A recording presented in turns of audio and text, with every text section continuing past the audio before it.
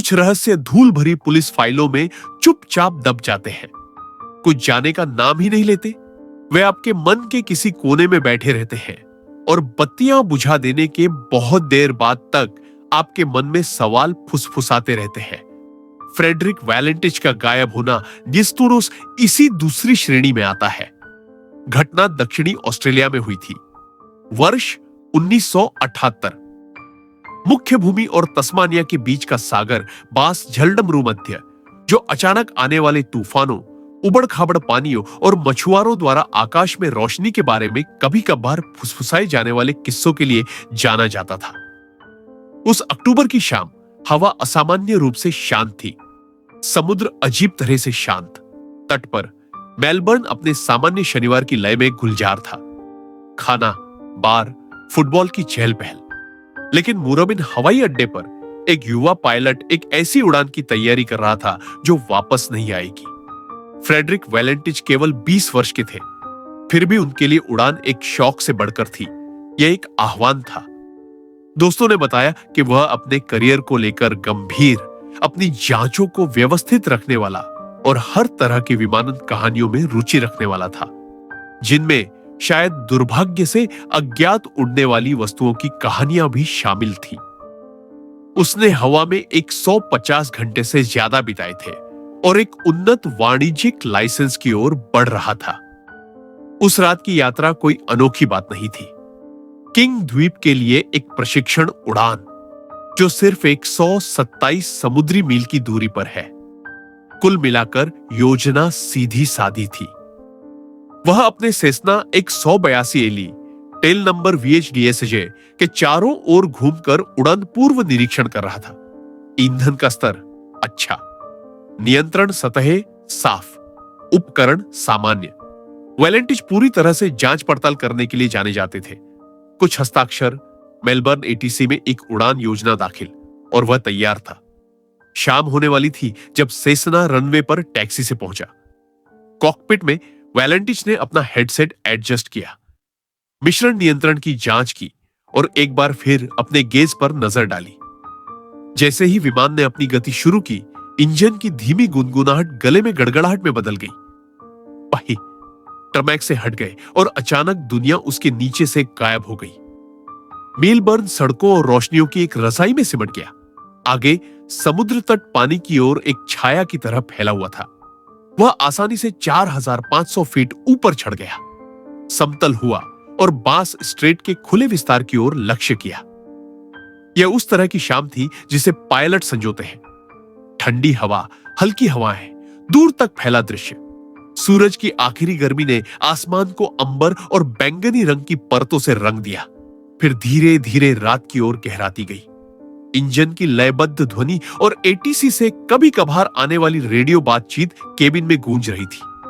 वैलेंटिच अपनी सीट पर आराम से बैठे अपने उपकरणों और क्षितिज को निहार रहे थे, और फिर किसी चीज ने उनकी नजर खींची। उसने अपना हेडसेट माइक दबाया। फ्रेडरिक, मेलबर्न या डेल्टा सिएरा जूलियट है? क्या 5000 से नीचे कोई झाट ट्रैफिक है? ATC, डेल्टा सिएरा जूलियट, कोई झाट ट्रैफिक नहीं। एक छोटा सा विराम आया। ATC ने बाद में नोट किया कि उसके अगले शब्दों में एक सूक्ष्म तनाव था। फ्रेडरिक, लगता है 5000 से नीचे एक बड़ा विमान है। टावर में नियंत्रकों ने एक दूसरे को देखा। उनके रडार ने उसके आसपास कुछ भी नहीं दिखाया। उन्होंने उससे उसका वर्णन करने को कहा। फ्रेडरिक, यह अभी अभी मेरे ऊपर से गुजरा है, लगभग 1000 फीट ऊपर। आवाज अभी भी शांत थी, लेकिन अब उसमें एक तरह की जिज्ञासा थी, शायद बेचैनी भी। सेस्ना पानी के ऊपर अकेला था, फिर भी यहां कुछ तेज, बड़ा और हवा में एक अजीब खेल खेल रहा था। वैलेंटिच ने अपना सिर झुकाया और विस्तार से जानने की कोशिश की। यह किसी ऐसे विमान की आकृति जैसा नहीं था जिसे वह पहचानता हो। सतह धातु जैसी चमक रही थी। दिन के उजाले की आखिरी किरणें उस पर पड़ रही थी। उसके शरीर से 4 चमकदार लैंडिंग लाइटें चमक रही थी, और उससे भी अजीब बात यह थी कि उसकी त्वचा पर एक हरे रंग की चमक छाई हुई थी, जो हल्की लेकिन स्पष्ट थी।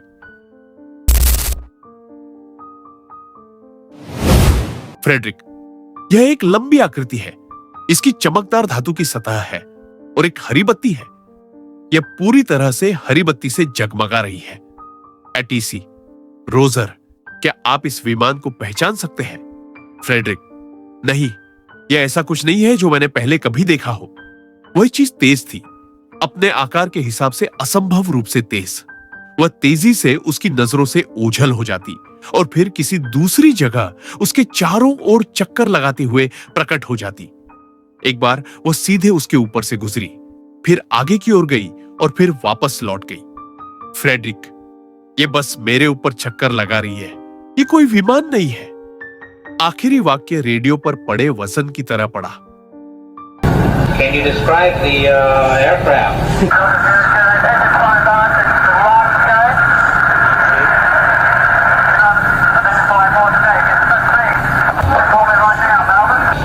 Delta Sierra Juliet, Roger. How large would the object be?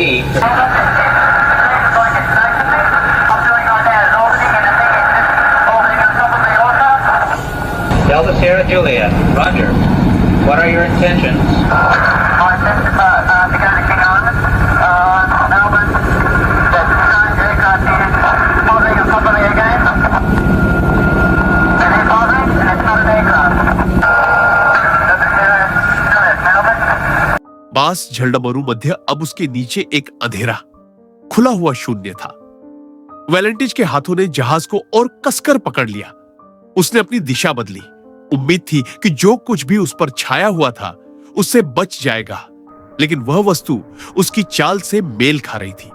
उसके हर पैंतरेबाजी पर वह पलटवार करती, मानो कोई शिकारी शिकार से खेल रहा हो।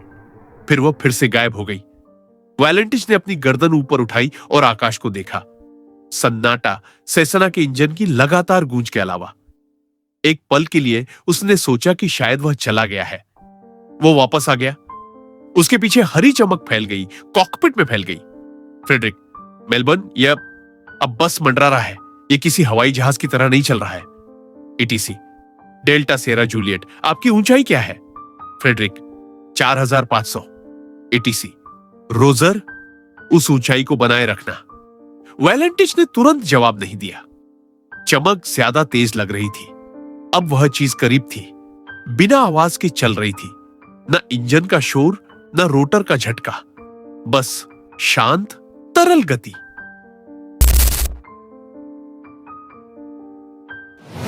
रेडियो फिर से खड़खड़ाया।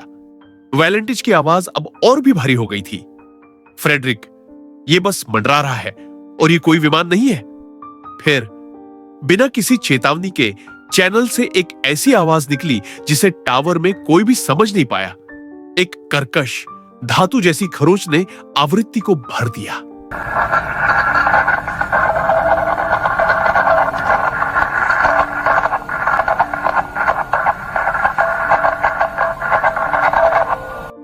यह स्थिर नहीं थी, यह कोई प्रतिक्रिया नहीं थी। 17 सेकंड तक यह आवाज जारी रही, एक घिसने वाली धातु जैसी विकृति जिसने नियंत्रकों को सिहरन पैदा कर दी। फिर सन्नाटा। मेलबर्न एटीसी ने उसे बार बार उठाने की कोशिश की, कोई जवाब नहीं मिला। रडार पर सेसना का कोई निशान नहीं दिखा। अगली सुबह खोज और बचाव दल भेजे गए। हेलीकॉप्टर और नावें मेलबर्न के दक्षिणी इलाके में छा गई। केप ऑटवे और उसके आगे के पानी में खोजबीन की। 4 दिनों तक उन्होंने खोजबीन की। कोई मलबा नहीं मिला, कोई तेल का धब्बा नहीं, कोई शव नहीं। ऐसा लग रहा था मानो पायलट और विमान दोनों का अस्तित्व ही मिट गया हो। प्रत्यक्षदर्शियों की रिपोर्टें धीरे धीरे आने लगी। तट के किनारे कई लोगों ने दावा किया कि जिस रात वैलेंटिज गायब हुआ था, उस रात उन्होंने आसमान में अजीब हरी रोशनियां देखी थी।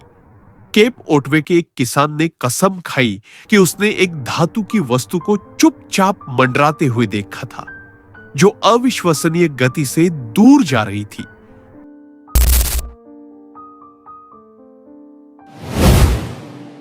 आधिकारिक जांच में विमान के गायब होने का कारण अज्ञात बताया गया था, लेकिन सिद्धांत जल्दी ही सामने आ गए। कुछ लोगों का कहना था कि वैलेंटिच का ध्यान भटक गया था और शायद वह बिना सोचे समझे उल्टा उड़ गया होगा। हालांकि उस स्थिति में इंजन में ईंधन की कमी हो गई होगी और मलबा मिल जाना चाहिए था। दूसरों ने अचानक यांत्रिक खराबी का सुझाव दिया, जिससे विमानबाज जलडमरू मध्य के गहरे पानी में तेजी से डूब गया। और फिर यूएफओ के सिद्धांत भी थे, जिन्हें इस तथ्य से बल मिला कि वैलेंटिच ने खुद पहले भी इनमें रुचि दिखाई थी। उसके विस्तृत विवरण, मंडराते व्यवहार, हरी चमक और 17 सेकंड की अस्पष्टीकृत धातु की आवाज का संयोजन उन लोगों के लिए एकदम सही ईंधन बन गया जो यह मानते थे कि किसी अलौकिक शक्ति ने उसे रोक लिया था।